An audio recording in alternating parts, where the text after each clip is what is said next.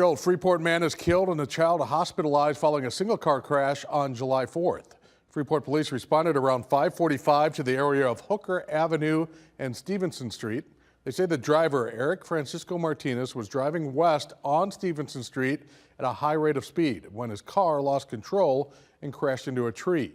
Francisco Martinez was extricated and rushed to FHN Hospital, where he later died. The child was taken to a regional hospital to be treated for injuries. It's unclear of the current condition of that child.